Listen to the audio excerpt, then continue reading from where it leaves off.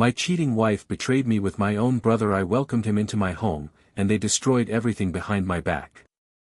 My name is Eric and I'm 31, and for the longest time I thought my life was finally calm. I had a stable job, a peaceful home, and a wife who made everything feel complete. Her name is Megan. She's 29, smart, confident, and the kind of woman who naturally pulls people in. We had been married for just over 3 years, and while we didn't have kids yet, it was something we talked about often. We had even started looking at bigger homes, planning future trips, and imagining what the next decade would look like together. Then my younger brother Alex entered the picture. He's 27 and has always been the unpredictable one in the family, more spontaneous, more charming, and more reckless than me, but I still loved him. He had just gone through a messy breakup and lost his job within the same month. When he called me saying he needed a place to stay for a bit, I didn't even hesitate. I told him he could stay in our guest room until he figured things out. Megan was a bit surprised, but she welcomed the idea. She even helped prepare the room, bought him clean towels, and asked what kind of food he liked. I remember thinking how lucky I was to have married someone so thoughtful and caring. Alex moved in the following week and everything felt normal. At first he mostly kept to himself, spent time applying for jobs, went for runs in the morning, and tried to stay out of the way. Since Megan works from home, she ended up seeing him more than I did, but that seemed natural. I work long hours and it made sense that they'd bump into each other more often around the house. They got along well, and it actually made me happy. At first I thought it would be good for both of them, maybe even bring some fresh energy into the house.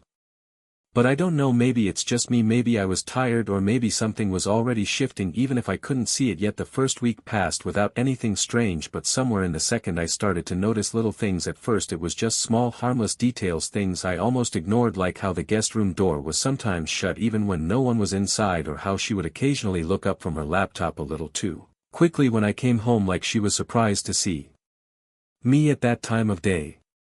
He had started spending more time in the living room, always in the middle of something. When I got home from work, sometimes he'd be watching a show she liked or cooking dinner, something he never really did before. When we were younger, he was the last person who'd offer to cook anything unless he was trying to impress someone. She didn't act weird, not really, but there was something different. She laughed at his jokes a lot more than she used to, even the dumb ones, and not in the polite way, but like she actually found him hilarious the way she used to laugh with me when we first started dating. I brushed it off, I really did. I told myself they were just getting along, and that's what I wanted, right? A peaceful home, no drama, nothing to worry about. I worked late hours and it made sense they'd talk more during the day and maybe even grow close. I mean, what else were they supposed to do, ignore each other? But then I came home one afternoon earlier than usual and heard music playing loudly from the kitchen. Not unusual in itself, but the song was one we had danced to at our wedding. I froze for a second, standing just inside the doorway. It was the kind of thing she never played on her own, it was our thing. When I walked in, they both looked up too fast. Her expression shifted instantly into that bright, cheerful smile she always wore when something was off, and he just gave a half wave like nothing strange was happening. The food smelled great, she said. They were just cooking together and had found the playlist by accident. I nodded and smiled back, but inside something cracked just a little. I didn't say anything that night, but I didn't sleep either. It got harder to ignore after that. I kept telling myself I was just being paranoid, but the little things kept piling up, like how she always seemed to know where he was in the house or what he was doing, like they had some silent routine I wasn't part of anymore. He started borrowing my clothes, which he never did before, and somehow they fit better on him than they ever looked on me. She even complimented him once right in front of me, said he looked great in that jacket I hadn't worn in a year, and when I laughed awkwardly she didn't even look at me. She started making more of his favorite meals and less of mine. Maybe that sounds dumb, but I noticed I always noticed things like that. I stopped bringing it up because every time I mentioned anything even slightly off, she brushed it away like I was imagining things.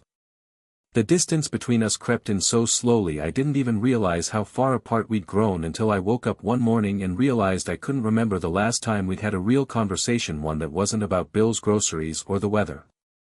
One night I came home late and heard him laughing from the backyard. They were sitting close on the patio, lights dim, phone playing soft music. I stood in the kitchen for a moment watching through the window, not because they were doing anything wrong but because I didn't know when I had become the outsider in my own house. He leaned in to say something and she touched his arm lightly like it was nothing, like I wasn't even real anymore. I didn't go outside, I just went upstairs and lay on the bed staring at the ceiling until the laughter stopped. Something was happening, I just didn't know what. The house didn't feel the same anymore. It wasn't cold exactly, but it didn't feel like it belonged to me. Every time I walked through the door I felt like I was intruding on something, like the rhythm of the place had changed and I was always a few steps behind. They talked about shows I didn't watch, made inside jokes I didn't understand, and started using words or phrases I'd never heard them say before. He started calling her nicknames, little playful things I hadn't heard since the early days of our relationship, and the way she laughed at them, it didn't feel fake, it felt worse, it felt natural. I started staying later at work, not because I had more to do but because I didn't want to come home, not to that silence, not to that feeling where everything is normal on the surface but wrong underneath, like living in a house built on a crack you can't see. She stopped asking where I'd been or when I'd be home. Sometimes I'd walk in and neither of them would even hear me right away. They'd be in the living room or kitchen with music on, talking or watching something, their voices low and warm, and I'd stand there like a shadow.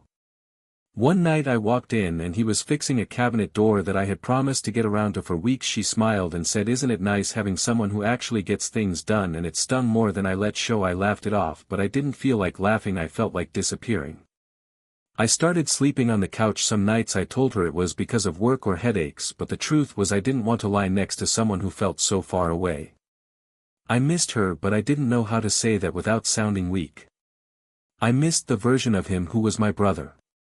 But that version wasn't around anymore either. It's strange how quiet things get when someone you love begins to pull away. It doesn't happen all at once. There's no explosion or dramatic fight. It's just a shift in the room, a different tone in her voice, a glance that doesn't linger the way it used to. It's her not reaching for your hand anymore, not looking up when you walk through the door. You start noticing things. Things you didn't before. He started acting more like he lived here. Not in an aggressive or obvious way. Just small things. Leaving his shoes wherever he wanted. Taking the last drink from the fridge without asking. Changing the music she and I were listening to without a word. He moved through the house like it was his, and she didn't stop him. She didn't even seem to notice. Or maybe she did and just didn't care. One afternoon I came home earlier than usual. I wasn't trying to catch anything or sneak up. I just happened to get off work early. I walked in and heard them laughing in the kitchen. Not the polite kind of laugh people use to fill silence. This was real. Deep. Familiar. The kind you only share with someone who makes you feel comfortable and safe. I paused before going in. Not because I thought something was wrong. Just instinct, maybe. I stood there for a few seconds, just listening. When I finally stepped into the room, I saw her leaning on the counter, holding a cup, looking at him like he was the only person that mattered in that moment. He was sitting across from her, relaxed, like he'd done it 1,000 times. They didn't even see me at first. When she finally looked up, her whole expression changed in an instant. She smiled like nothing was happening, like I hadn't just seen something I couldn't explain. He looked up too, smiled, nodded, acted like I'd just walked into another normal evening. I smiled back, because that's what you do when everything feels wrong but you're not ready to admit it yet. I started questioning everything. Not just them, but myself. Every thought I had felt like it might just be paranoia. Every time I noticed something, I asked myself if I was overreacting. If maybe I was being unfair. If maybe the problem wasn't them. Maybe it was me. I stopped sleeping well. I'd lie awake staring at the ceiling, listening to the silence in the room. She'd sleep next to me, facing away, breathing slow and calm. There was nothing wrong, technically. No fight. No lie. Nothing I could hold up and say, "This is proof." But something was missing. And that emptiness screamed louder than anything else. One morning, I woke up and walked into the kitchen to find them making breakfast together. She was still in her robe, he was shirtless. She laughed when he flipped a pancake too high and it hit the floor. He laughed too, like they were alone in the world. Like I hadn't just walked in and seen it. She looked over and said good morning like it was any other day. No hesitation. No guilt. Just ease. He gave me a nod and went back to cooking. I stood there for a few seconds, then walked into the bathroom without a word. I looked at myself in the mirror and didn't recognize the guy looking back. I looked tired. Distant. Like a background character in my own life. I wanted to believe I was imagining it all. I wanted to believe that nothing was happening. That maybe they were just close. That maybe this is what happens when two people spend time together. But deep down, something in my chest felt tight every time I saw them together. Like I was slowly suffocating, and no one else seemed to notice. I started avoiding them. Not obviously, but enough to create space. I worked late. Took calls in my car. Ate dinner at my desk. Anything to not sit at the same table, to not feel that growing weight every time I looked at her and saw something I couldn't explain anymore. It happened on a Thursday night. I remember because I wasn't supposed to be home. There was a late meeting at work, but it got cancelled last minute. I didn't text or call ahead, figured I'd surprise her, maybe even grab takeout on the way and try to feel normal again. I just wanted to come home and pretend for a little while that nothing had changed. When I pulled into the driveway, the house was dark except for a soft glow coming from the living room window. At first I thought they were watching a movie. But as I got closer, I noticed the front door was unlocked. That was strange. She always locked it, even when we were home. Especially at night. I stepped inside quietly, not on purpose, not to sneak around, but something told me not to make noise. I heard voices coming from the living room. Low. Intimate. And then I saw it. They were sitting close on the couch. Too close. Her legs were tucked under her, his arm resting along the back of the cushions behind her shoulders. She wasn't leaning away. She wasn't uncomfortable. She looked relaxed. Like she belonged there. Like this was normal. Then she reached out and touched his chest. Light. Casual. Familiar. The kind of touch you don't use with someone unless it's something more. He smiled at her, said something I couldn't hear, and she laughed in a way I hadn't heard in months. Neither of them noticed me. I stood there in the hallway, frozen. Not angry.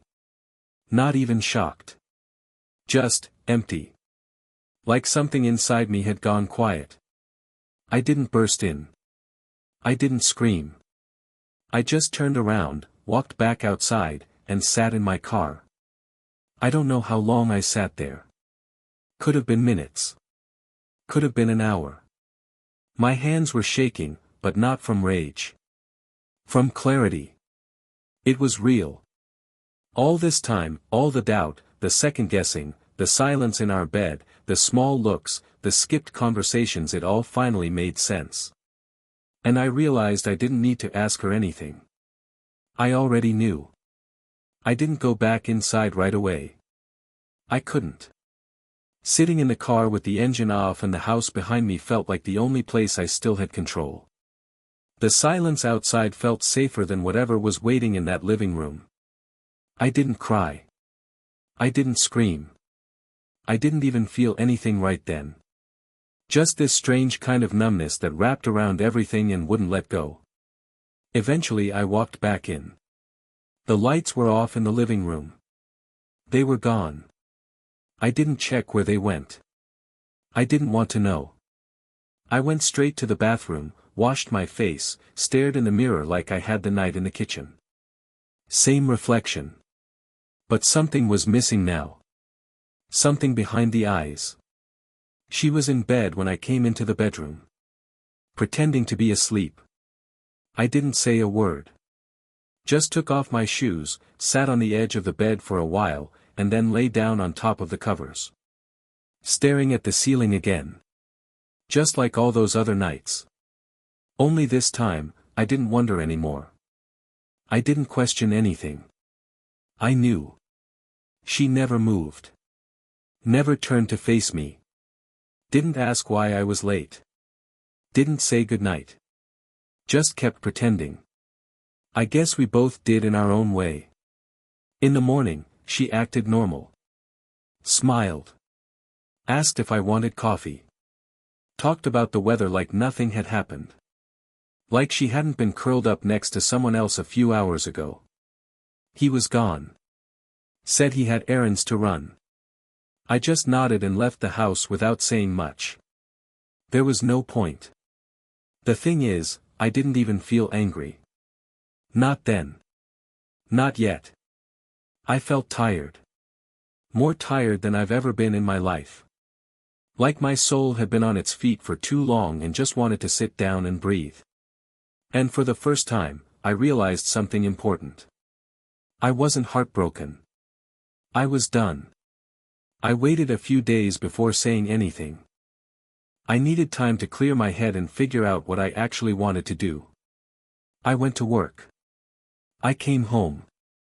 I kept the routine, but nothing about it felt real anymore. Every room in the house felt smaller. Every meal felt colder. Even when she was sitting right across from me, it felt like I was eating alone. She didn't bring it up. Not once. No questions about why I was quiet, no signs of guilt or tension. Just, life as usual.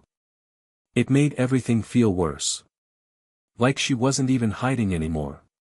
Like she knew I knew and just didn't care. So one night I walked into the kitchen while she was making tea. I didn't wait for the right moment or rehearse what I was going to say. I just stood there and told her it was over. She didn't react right away. Just stood there with the kettle still in her hand. Then came the questions. The confusion. The fake surprise. She asked what I meant. Said everything was fine. Asked if I was feeling okay. I looked at her and didn't say anything. Just stared. And I think that scared her more than if I had screamed. She started denying things. Saying I was imagining it. That I'd been distant. That maybe I was projecting something from work. That I was tired. That I was paranoid. All the usual defenses people use when they're caught but won't admit it. I didn't argue. I didn't need her to confess. I didn't need closure. I already had everything I needed. I saw what I saw. I felt what I felt. And I knew what I had to do. I told her I'd be moving out by the end of the week. That I'd already spoken to someone about the divorce. That she could keep the house. She stood there like I'd slapped her. Like I was the one who broke something. But I didn't care anymore. For the first time in months, I actually felt calm. I moved out 3 days later. Took only what I needed. Left the rest behind. She tried to talk to me a few more times. Texts. A voicemail. Said she was confused. That I was overreacting. That nothing had happened. But I didn't respond. There was no point. He never reached out. Not once. I guess there was nothing left to say between us either. Whatever bond we had as brothers had been gone long before I realized it. And even if I tried to understand how or why this happened, it wouldn't change anything. Some people just don't respect what you give them. Some people take and take until there's nothing left. It's been a few weeks now. I'm in a small apartment. Quiet. Clean. Empty. But peaceful. I wake up without that tight feeling in my chest. I make coffee. I listen to music. I go for walks. And every day it gets a little easier to breathe. Looking back, I don't think I ever would have believed this would be how things ended. You don't get married thinking one day you'll be a stranger in your own house. You don't let your brother in thinking he'll be the one who tears it apart. But here I am. And I'm okay. If anyone reading this ever feels like something is wrong but can't prove it yet, trust yourself. You don't need permission to leave a situation that's slowly breaking you down. You don't need evidence to walk away from something that no longer feels like love. Sometimes the peace that comes after is the only proof you ever needed.